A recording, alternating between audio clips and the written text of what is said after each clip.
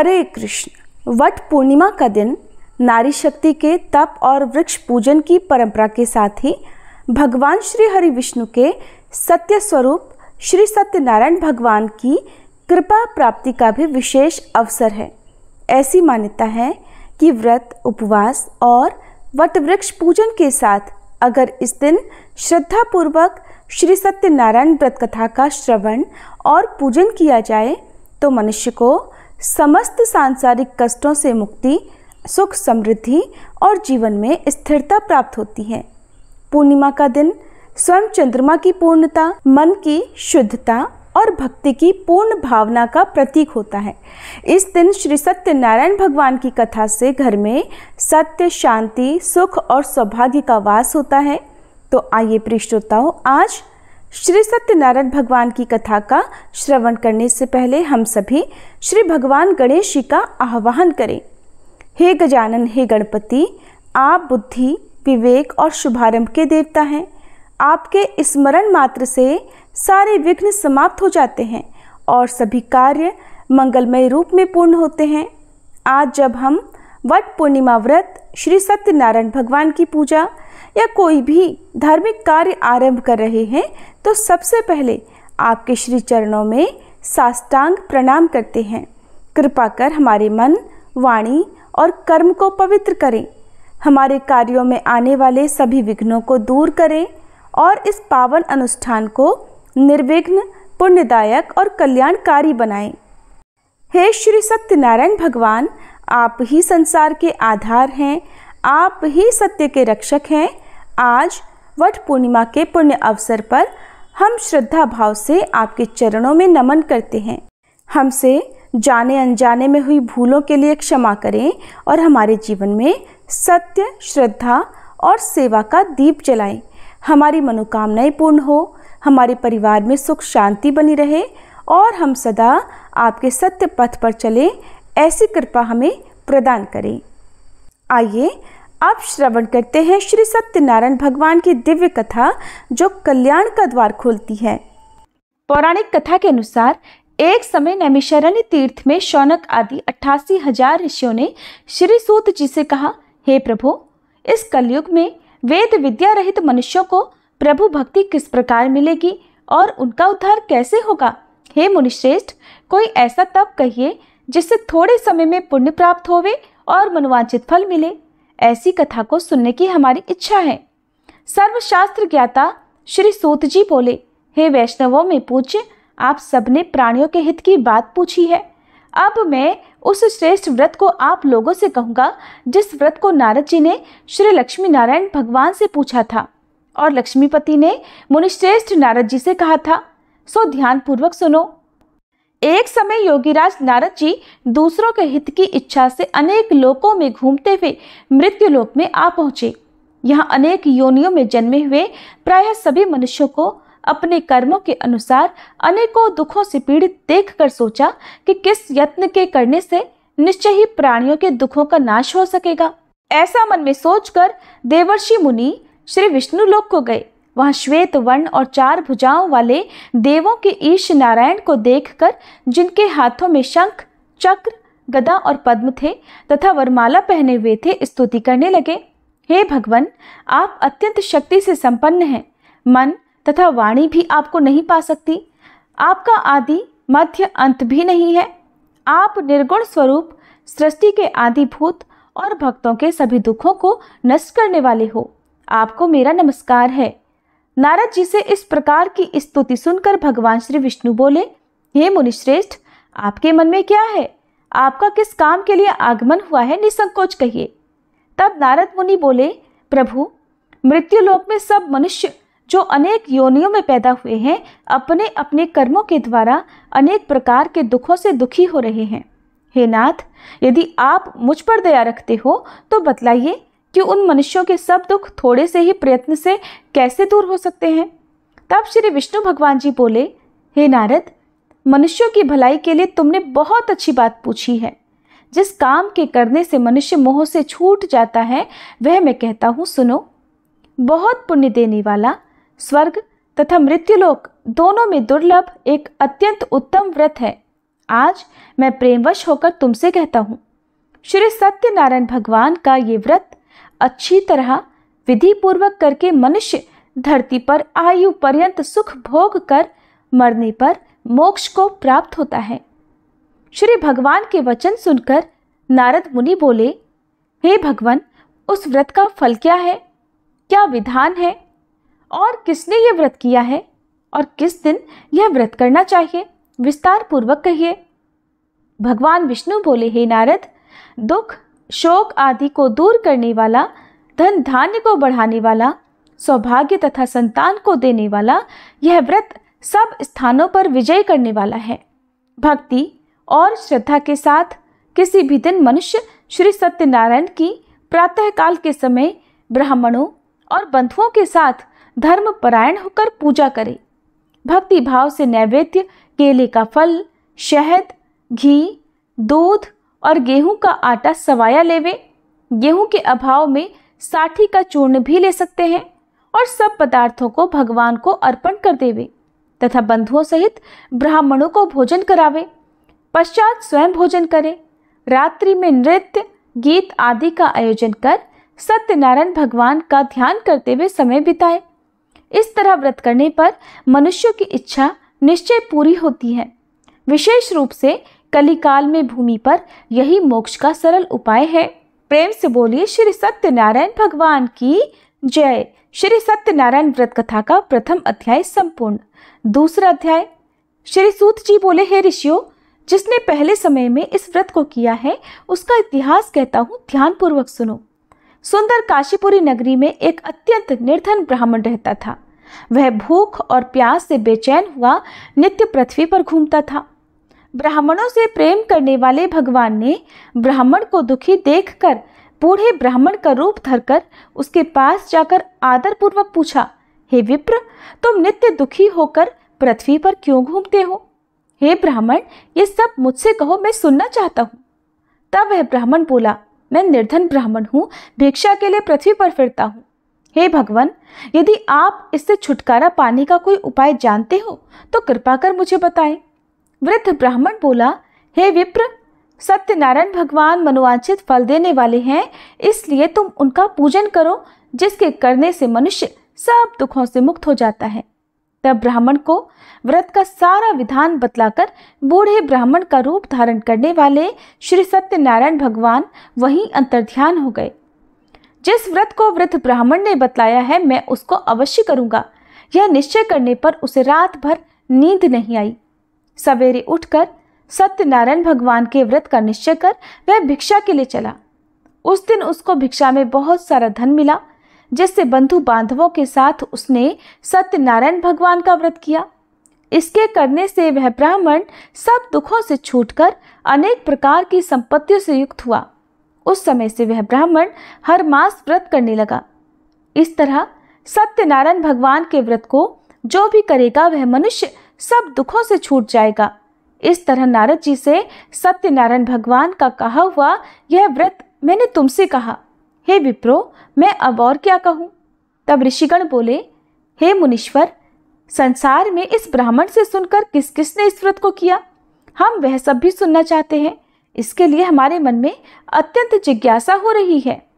सूत जी बोले, हे मुनियों, जिसने इस व्रत को किया है वह सब भी सुनो। एक समय वह ब्राह्मण धन और ऐश्वर्य के अनुसार बंधु बांधवों के साथ व्रत करने को तैयार हुआ।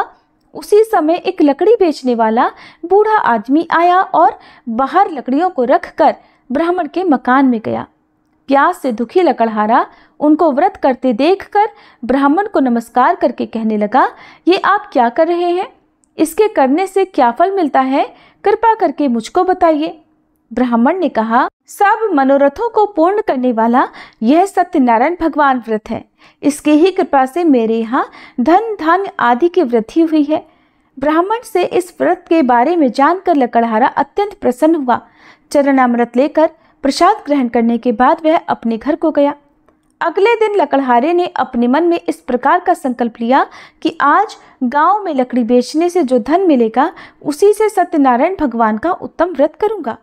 ऐसा मन में निश्चय कर वह बूढ़ा आदमी लकड़ियां अपने सिर पर रखकर जिस नगर में धनवान लोग रहा करते थे ऐसे सुंदर नगर में गया। उस दिन वहां पर उसे उन लकड़ियों का दाम पहले से 4 गुना मिला। तब वह लकड़हारा दाम लेकर अति प्रसन्न होकर पके केले, शक्कर, घी, दूध, दही और गेहूं का चूर्ण इत्यादि सत्यनारायण भगवान के व्रत की कुल सामग्रियों को लेकर अपने घर गया। फिर उसने अपने परिवारजनों को बुलाकर विधि के साथ भगवान का पूजन और व्रत किया। उस व्रत के पुण्य प्रभाव से वह बूढ़ा लकड़हारा धन, पुत्र आदि से युक्त हुआ और संसार के समस्त सुख भोग कर अंत में वैकुंठ लोक को चला गया। श्री सत्यनारायण भगवान की जय। श्री सत्यनारायण व्रत कथा का 2वां अध्याय संपूर्ण। 3वां अध्याय। श्री सूत जी बोले, हे श्रेष्ठ मुनियों, अब आगे की कथा कहता हूँ, सुनो। पहले समय में उल्कामुख नाम का एक बुद्धिमान राजा रहा करता था। वह सत्यवक्ता और जितेंद्रिय था। प्रतिदिन देव स्थानों पर जाता और गरीबों को धन देकर उनके कष्ट दूर करता था। उसकी पत्नी कमल के समान मुख वाली और सती साध्वी थी।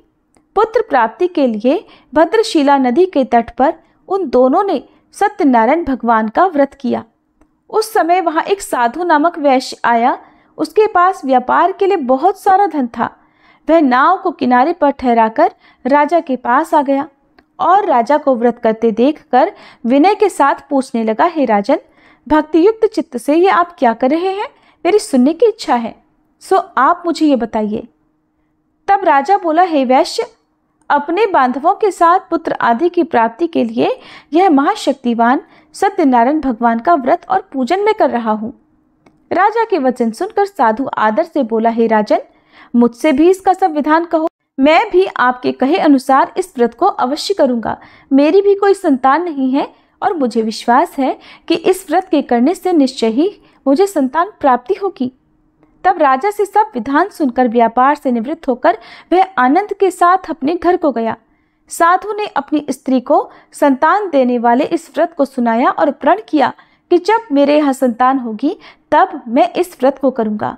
साधु ने ऐसे वचन अपनी पत्नी लीलावती से कहे। एक दिन उसकी पत्नी पति के साथ आनंदित होकर सांसारिक धर्म में प्रवृत्त होकर श्री सत्यनारायण भगवान की कृपा से गर्भवती हो गई और 10वें महीने में उसके एक सुंदर कन्या का जन्म हुआ।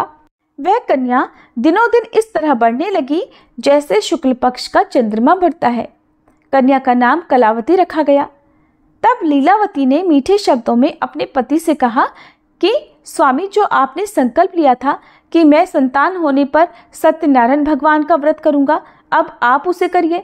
साधु बोला, हे प्रिय, इसके विवाह पर करूंगा। इस प्रकार अपनी पत्नी को आश्वासन देकर वह नगर को चला गया। अब कलावती अपने पिता के घर में रहकर बड़ी हो रही थी। एक दिन साधु ने जब नगर में सखियों के साथ अपनी पुत्री को देखा तो तुरंत दूत को बुलाकर कहा कि पुत्री के लिए कोई सुयोग्य वर देख कर लाओ। साधु की आज्ञा पाकर दूत कंचन नगर पहुंचा और वहां पर बहुत खोज कर, बहुत देखभाल कर कन्या के लिए सुयोग्य वणिक पुत्र को ले आया। उस सुयोग्य युवक को देखकर साधु ने अपने बंधु बांधवों सहित प्रसन्नचित होकर अपनी पुत्री का विवाह उसके साथ कर दिया, किंतु दुर्भाग्य से विवाह के समय भी वह उस व्रत को करना भूल गया। तब श्री सत्यनारायण भगवान क्रोधित हो गए और साधु को श्राप दे दिया कि तुम्हें दारुण दुख प्राप्त होगा। अपने कार्य में कुशल साधु वैश्य अपने जामाता सहित समुद्र के समीप स्थित रत्नपुर नगर में गया और वहां दोनों ससुर जमाई चंद्रकेतु राजा के उस नगर में व्यापार करने लगे। एक दिन भगवान सत्यनारायण की माया से प्रेरित कोई चोर राजा का धन चुराकर भागा जा रहा था, किंतु राजा के दूतों को आता देखकर चोर घबराकर भागते हुए धन को वहीं चुपचाप छोड़कर चले गए जहां वे ससुर और जमाई ठहरे हुए थे। जब दूतों ने उन साधु वैश्य के पास राजा के धन को रखा हुआ देखा तो वे उन्हीं को चोर समझकर दोनों को बांध कर ले गए और राजा के पास जाकर बोले, हे राजन, ये 2 चोर हम पकड़ कर लाए हैं, देखकर आज्ञा दीजिए। तब राजा की आज्ञा से उनको कठोर कारावास में डलवा दिया गया और उनका सब धन भी छीन लिया गया। सत्यनारायण भगवान के श्राप के कारण साधु वैश्य की पत्नी और पुत्री भी इधर घर में बहुत दुखी रहने लगी। उनके घर पर जो भी धन रखा था चोर चुरा कर ले गए। शारीरिक और मानसिक पीड़ा तथा भूख प्यास से अति दुखी होकर और अन्न की चिंता में कलावती एक दिन एक ब्राह्मण के घर गई। वहां उसने सत्यनारायण भगवान का व्रत होते देखा। फिर कथा सुनी और प्रसाद ग्रहण करके रात होने पर वह घर आई। तब उसकी माता ने कलावती से पूछा, हे पुत्री, तू अब तक कहाँ रही और तेरे मन में क्या है? कलावती कहने लगी, माते, मैंने एक ब्राह्मण के घर पर श्री सत्यनारायण भगवान का व्रत होते देखा है। कन्या के ऐसे वचन सुनकर लीलावती भगवान के पूजन की तैयारी करने लगी। लीलावती ने परिवार और बंधुओं सहित श्री सत्यनारायण भगवान का पूजन किया और वर मांगा कि मेरे पति और दामाद शीघ्र घर आ जाएं। साथ ही प्रार्थना की कि हम सबका अपराध क्षमा करो। सत्यनारायण भगवान इस व्रत से संतुष्ट हो गए और राजा चंद्रकेतु को स्वप्न में दर्शन देकर कहा, हे राजन, तुमने जिन दोनों वैश्यों को बंदी बना रखा है वे निर्दोष हैं। उन्हें प्रातः ही छोड़ दो और उनका सब धन जो तुमने ले लिया है उसे वापस लौटा दो, नहीं तो मैं तेरा धन, राज्य, पुत्र आदि सब नष्ट कर दूंगा।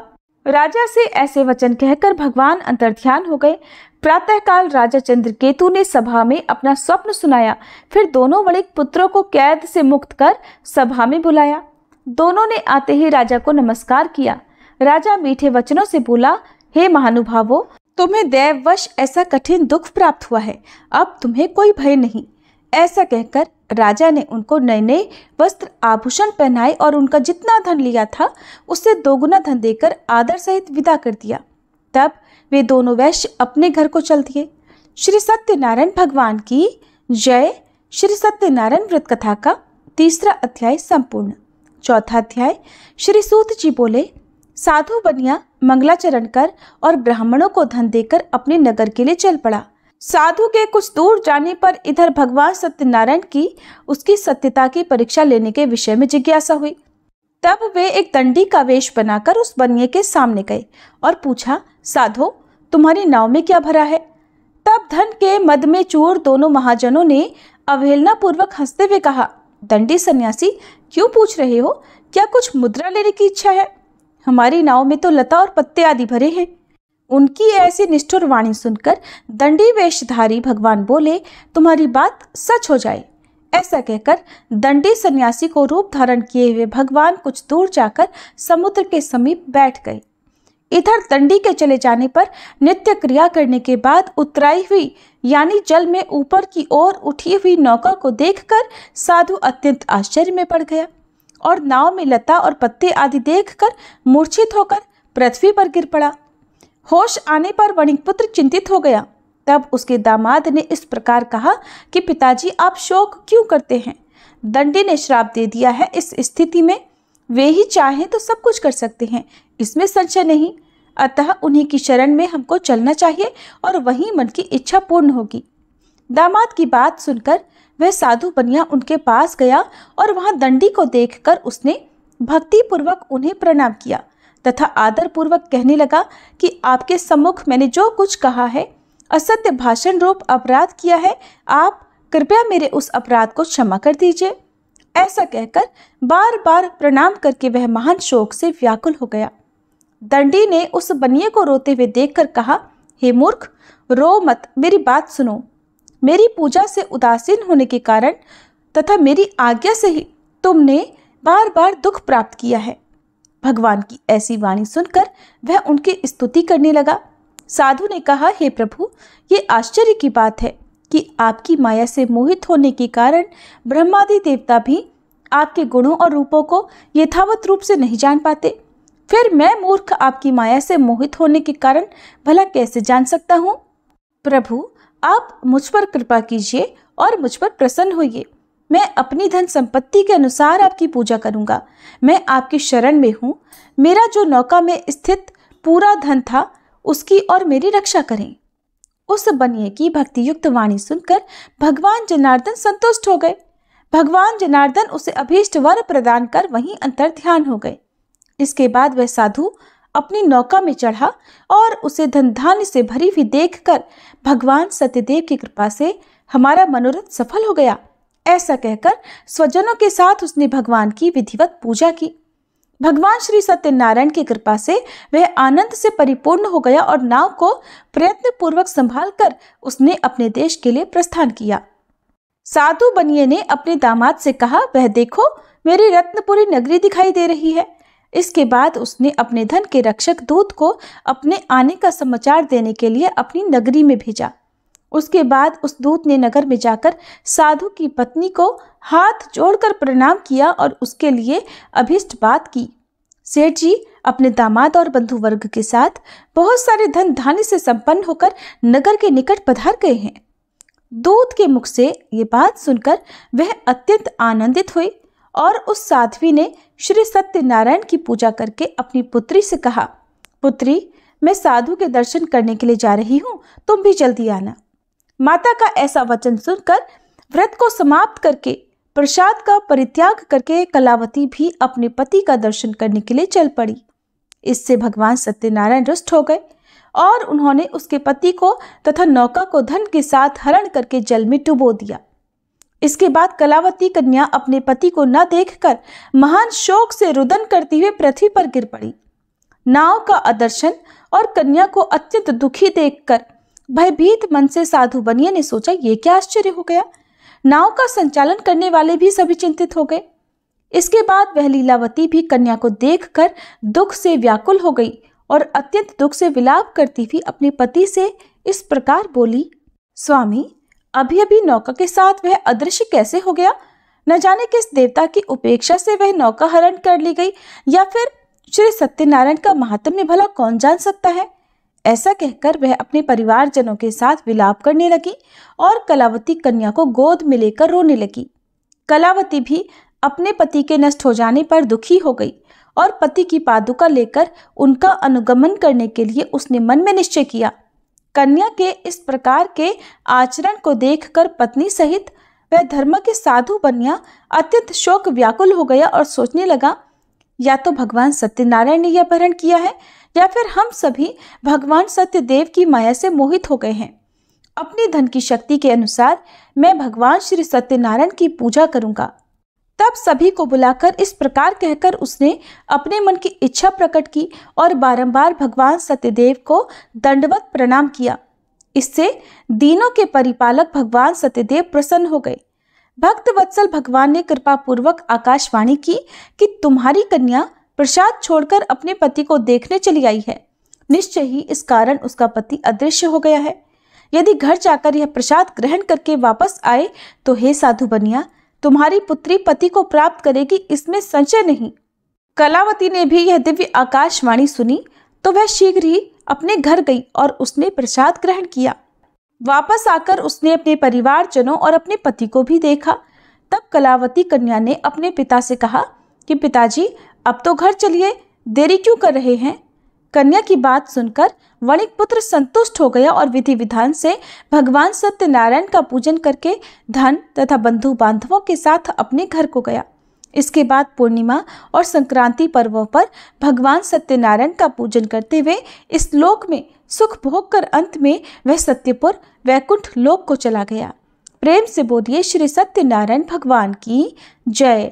श्री सत्यनारायण भगवान व्रत कथा का चौथा अध्याय संपूर्ण। पांचवा अध्याय। श्री सूत जी बोले, श्रेष्ठ मुनियों, अब इसके बाद मैं दूसरी कथा कहूँगा, आप लोग ध्यान पूर्वक सुनिए। अपनी प्रजा का पालन करने में तत्पर तुंगध्वज नामक एक राजा था। उसने सत्यदेव के प्रसाद का परित्याग करके दुख प्राप्त किया। एक बार वह वन में बहुत से पशुओं को मारकर वट वृक्ष के नीचे आया। वहां उसने देखा कि गोपगण बंधु बांधवों के साथ संतुष्ट होकर भक्ति पूर्वक भगवान सत्यदेव की पूजा कर रहे हैं। राजा यह देखकर भी अहंकारवश न तो वहां गया और न उसने भगवान सत्यनारायण को प्रणाम ही किया। पूजन के बाद सभी गोपगण भगवान का प्रसाद राजा के समीप रखकर वहां से लौट आए और इच्छानुसार उन सभी ने भगवान का प्रसाद ग्रहण किया। इधर राजा को प्रसाद का परित्याग करने से बड़ा दुख मिला। उसका संपूर्ण धन, धान्य और सभी सौपुत्र नष्ट हो गए। राजा ने मन में यह निश्चय किया कि अवश्य ही भगवान सत्यनारायण ने हमारा नाश कर दिया है, इसलिए मुझे वहां जाना चाहिए जहां श्री सत्यनारायण का पूजन हो रहा था। ऐसा मन में निश्चय करके वह राजा गोपगणों के समीप गया और उसने गोपगणों के साथ भक्ति श्रद्धा से युक्त होकर विधि पूर्वक भगवान सत्यदेव की पूजा की। भगवान सत्यदेव की कृपा से वह पुनः धन और पुत्रों से संपन्न हो गया तथा इस लोक में सभी सुखों का उपभोग कर अंत में सत्यपुर वैकुंठ लोक को प्राप्त हुआ। श्री सूत जी कहते हैं, जो व्यक्ति इस परम दुर्लभ श्री सत्यनारायण के व्रत को करता है और पुण्यमयी तथा फल प्रदायिनी भगवान की कथा को भक्तियुक्त होकर सुनता है, उसे भगवान सत्यनारायण की कृपा से धन धान्य आदि की प्राप्ति होती है। दरिद्र धनवान हो जाता है, बंधन में पड़ा हुआ बंधन से मुक्त हो जाता है, डरा हुआ व्यक्ति भयमुक्त हो जाता है। ये सत्य बात है, इसमें संशय नहीं। इस लोक में वह सभी इच्छित फलों को भोग कर अंत में सत्यपुर वैकुंठ लोक को जाता है। हे ब्राह्मणों, इस प्रकार मैंने आप लोगों से भगवान सत्यनारायण के व्रत को कहा, जिसे करके मनुष्य सभी दुखों से मुक्त हो जाता है। कलयुग में तो भगवान सत्यदेव की पूजा विशेष फल प्रदान करने वाली है। भगवान विष्णु को ही कुछ लोग काल, कुछ लोग सत्य, कोई ईश और कोई सत्यदेव तथा दूसरे लोग सत्यनारायण नाम से कहेंगे। अनेक रूप धारण करके भगवान सत्यनारायण सभी का मनोरथ सिद्ध करते हैं। कलयुग में सनातन भगवान विष्णु ही सत्यव्रत रूप धारण करके सभी का मनोरथ पूर्ण करने वाले होंगे।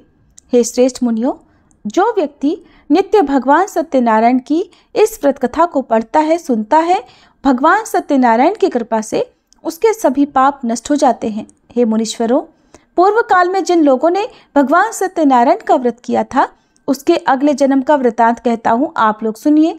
महान प्रजा संपन्न शतानंद नाम के ब्राह्मण सत्यनारायण व्रत करने के प्रभाव से दूसरे जन्म में सुदामा नामक ब्राह्मण हुए और उस जन्म में भगवान श्री कृष्ण का ध्यान करके उन्होंने मोक्ष प्राप्त किया। लकड़हारा भील गुहों का राजा हुआ और अगले जन्म में उसने भगवान श्री राम की सेवा करके मोक्ष प्राप्त किया। महाराज उल्कामुख दूसरे जन्म में राजा दशरथ हुए, जिन्होंने श्री रंगनाथ जी की पूजा करके अंत में वैकुंठ प्राप्त किया। इस प्रकार धार्मिक और सत्यव्रती साधु पिछले जन्म के सत्यव्रत के प्रभाव से अपने दूसरे जन्म में मोरध्वज नामक राजा हुआ। उसने आरे से चीरकर अपने पुत्र की आधी देह भगवान विष्णु को अर्पित कर मोक्ष प्राप्त किया। महाराज तुंगध्वज जन्मांतर में स्वयंभू मनु हुए और भगवत संबंधी संपूर्ण कार्यों का अनुष्ठान करके वैकुंठ लोक को प्राप्त हुए। जो गोपगण थे वे सब जन्मांतर में ब्रजमंडल में निवास करने वाले गोप हुए और सभी राक्षसों का संहार करके उन्होंने भी भगवान का शाश्वत धाम गोलोक प्राप्त किया। इस प्रकार श्री सत्यनारायण भगवान की ये पावन कथा पूर्ण होती है, जिसमें सत्य, श्रद्धा और भक्ति का गूढ़ संदेश समाया हुआ है। जो भी श्रद्धालु भक्त नियम, विधि और सच्चे मन से इस कथा को सुनते, सुनाते या कथा करवाते हैं, उनके समस्त कष्ट दूर होते हैं, परिवार में सुख शांति और समृद्धि का वास होता है और अंत में मोक्ष की प्राप्ति होती है। श्री हरि की इस कथा का फल अक्षय होता है, जिसे सुनने से पापों का नाश, धन धान्य की वृद्धि, संतान सुख और रोगों से मुक्ति भी मिलती है। जो भक्त पूर्णिमा, एकादशी, संक्रांति या अन्य किसी भी शुभ दिन ये कथा कराता है, उसके जीवन में कभी अभाव नहीं रहता। अब हम सभी भक्तजन मन ही मन इस प्रकार प्रार्थना करें, हे श्री सत्यनारायण भगवान, हमसे जो भी भूलें अनजाने में कथा पाठ, पूजा विधि या उच्चारण में हुई हो, उन्हें क्षमा करें। हमें सत्य के मार्ग पर चलने की शक्ति दें, हमारे जीवन को पुण्य, प्रेम और परोपकार से भर दें। हम सभी की मनोकामनाएं पूर्ण हो और हर घर में आपके नाम का दीप सदा जलता रहे। सर्वे जनाः सुखिनो भवन्तु। श्री सत्यनारायण भगवान की जय। श्री लक्ष्मी नारायण भगवान की जय।